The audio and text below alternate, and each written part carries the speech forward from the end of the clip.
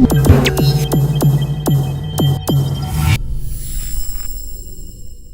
and welcome to another video of Gizbot. This is Karan Sharma and today I have Mr. Venugopal N, the Director of Security Engineering India Checkpoint. And today we are here to ask him some questions about the cybersecurity. So hello Venu, how are you? I am good, thank you. Venu, I have a series of questions for you regarding this proper thing. So I just want to know how are Chinese phones are vulnerable to hacking? Firstly, thank you for calling me for this interview. Regarding your question on Chinese phones vulnerable to hacking, I think it's not specific to Chinese phones. Any phone is vulnerable to hacking. That's what our research has shown. It does not really depend on the make or the brand of the phone. It depends on our user behavior, on how we manage our smartphones and what we do with our smartphones that are more the reason for mobile phones being hacked rather than a specific manufacturer or specific make. Having said that, yes, of course, we have found a lot more vulnerabilities in Chinese phones. Our research team has found it, published papers on those vulnerabilities as well. But yes, it's not specific to China as a country. I believe all phones are vulnerable. I wanted to ask you, what are the phones your team has tested for the vulnerability? We don't actually test it from a phone and brand point of view.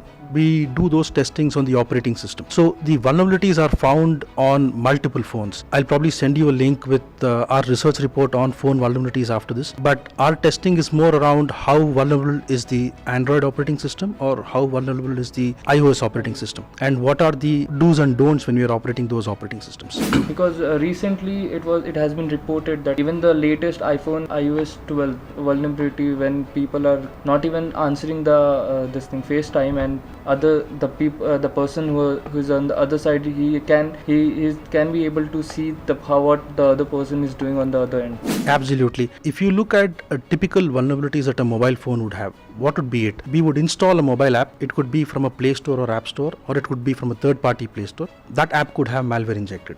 That is one vulnerability. The minute you have download that, you have malware on your phone. The second thing is you connect to free Wi-Fi networks. We all connect to free Wi-Fi networks, and we never know if the Wi-Fi network is safe or if somebody is actually snooping and looking at our data that is passing through the Wi-Fi network. The third is a lot of times we have phones with jailbroken or rooted phones, and these could be vulnerable. People can misuse a jailbroken or rooted phone and then enter into the mobile phone. Now, once they enter into the mobile phone, the things that they could potentially look at is your personal information on the phone. That is one aspect of it. And then given the amount of BYOD devices that we have in the market today, people could also move into your corporate data with a particular malware or with an hack in which they get into your phone and then move into your network. Everything in the network. So these are the primary things. Are there any case studies which proves that? Absolutely. We can share multiple case studies that will prove that mobile phone hacking is real. It has happened in the past. We have published tons of reports on mobile phone hacking. What Checkpoint typically does is when we find a vulnerability, we inform the company that we have found a vulnerability. And when the company agrees that yes, it is a vulnerability and they fix it, only then we announce to the market. So we have done that. In fact, we found about 75% of all Android vulnerabilities so far over the past 3 years. 75% of all the vulnerabilities were found by Checkpoint. A couple of years back, we found a malware known as Gooligan, which was a malware that was getting into your mobile phones. And if you had a Google Mail app installed on your mobile phone, it would steal data from your from your Gmail. We found this, we told Google, they fixed it, and then we announced it to the market. Interestingly, India was one of the top rated countries. With the number of people who lost data due to Gooligan, India was among the top. And how many of us actually know of it? People are more concerned about security of their perimeters, but then there are so many other ways in which data could be stolen. So what's your perception, what manufacturers can take measures to avoid this kind of hacking or vulnerability? One is, there are inherent challenges. When Google releases the Android version, it is a vanilla version of the Android. The manufacturers take that and then they build on top of it. So which means that they're already building a version of Android on top of the existing version. So by default, when there is a human, I would say the testing process when you build the operating system and then load it onto the phone should be a lot more rigid. That would be one main thing. Second is, no matter how safe or unsafe people think it is very important to have a security solution for your mobile phones. I think it is a must. Just like the same we do it with the PC and computer. Absolutely. We spend more time on our mobile phones than on our PCs, right? So when we are putting a security solution on our PC, why not do the same for our mobile phones? So I think this is very, very important to keep in mind. As a users, how can we avoid it, like on our PCs? Is it equivalent on the PCs and laptops also? Yes. So have an app that takes care of your mobile security. In the mobile world, there are no antiviruses. While antiviruses are there, antivirus are really known viruses that people know about. But then in the mobile world, more or less everything is an unknown, right? The attacks that happen is an unknown attack. Zero-day malware is what really should be taken care of on the mobile phone. And then an antivirus would not ensure that if you connect to a free Wi-Fi, it will not tell you if the Wi-Fi is safe or not, right? And it will not tell you if your phone is rooted or jailbroken. So don't look at an antivirus alone for your mobile phone. Look at a complete holistic security solution for the phone. So as we all know that there are telecom companies who are already like gearing up for the 5G network, and soon they are going to introduce in India and in other countries also. So what do you think, like with the inclusion of 5G, how the scenario of hacking is going to change?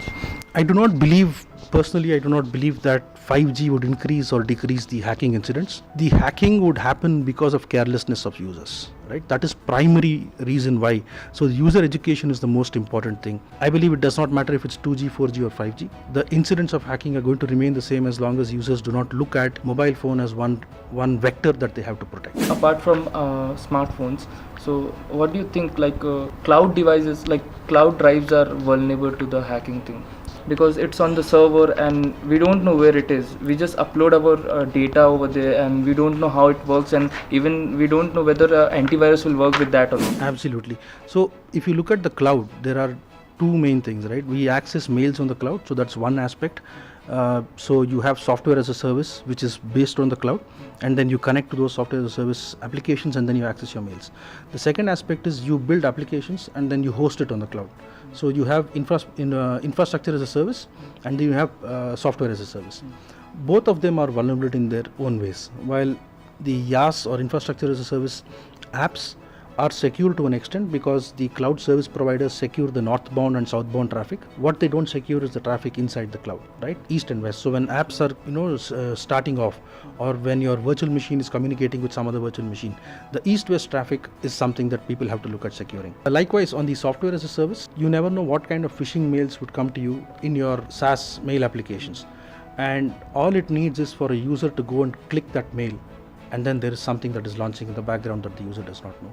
So I think security is very important on the cloud, to have a security solution in the cloud, because it, again, like the mobile phone, it's not just your personal data, it's also official data that people could get access to. So for cloud, do we have anything like security solution?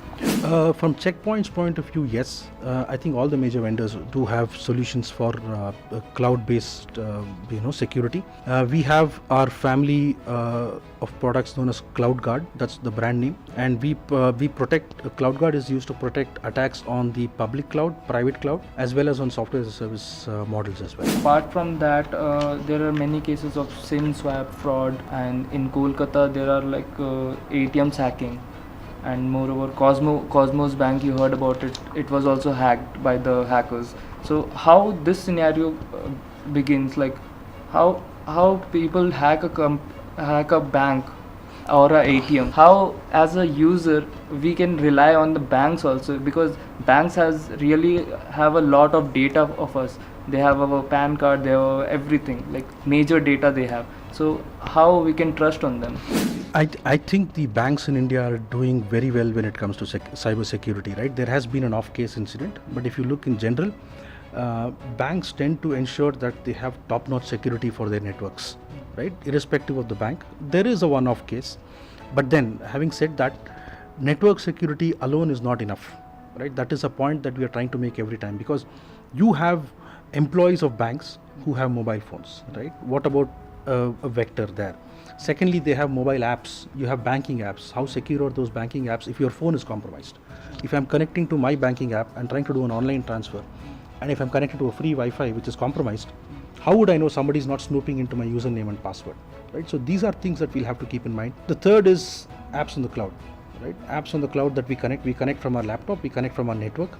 So there are multiple ways in which somebody can get into an organization, like a bank. So while you're protecting one vector, there are a lot of holes that are left, windows that are left open, that banks have to look at and ensure that all of them are closed and secure as well. One more question.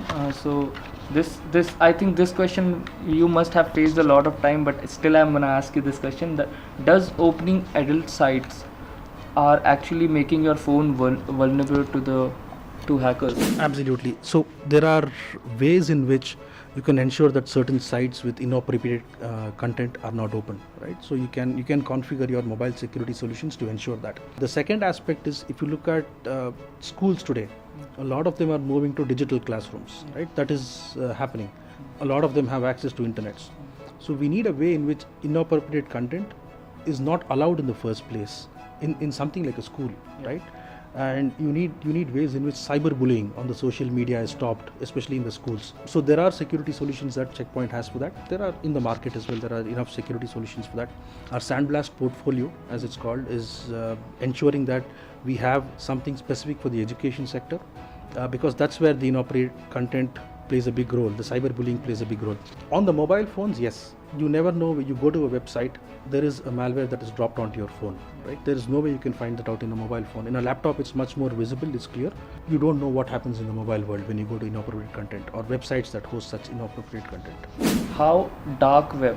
Okay. How dark web is utilizing all this vulnerability and affecting all the users? Okay. So dark web is a unique place in the sense that if you really want to buy something illegal, you will get it, right? So you could actually go to the dark web and then say that I need credit card details from this country, from this bank, or these. You get the complete details, right? Every single vulnerability is posted on the dark web with tools which says that you pay me X amount, I will give you this vulnerability. You can use this to build whatever exploits you want and then trigger attacks. So dark web exists, it's real, and then you have plenty of things that you could buy there that you should not ideally. Is there any solution to that? Oh yes, there are a lot of organizations that build dark web monitoring tools, so that proactively monitor the dark web and then bring you information.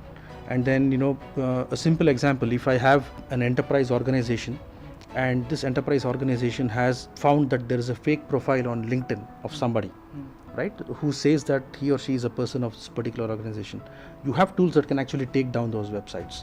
And then from a proactive monitoring point of view, you could go there and look at what is being discussed about your particular organization in the dark web. So this proactive intelligence could give you some insight as to what you want to do with that intelligence, right? You could ensure that there are mechanisms built in place to ensure an attack does not happen. So there are tools in the market. Checkpoint has one, have one ourselves as well. So that was it for today, and Venu have given us a lot of information about the cybersecurity, and I really thank him for getting in touch with us and giving us such exclusive interview. So thank you, Venu. Thank you so much, Karan. Thank you for your time. I hope we will meet soon and we'll get more discussion about the same. Absolutely, my pleasure.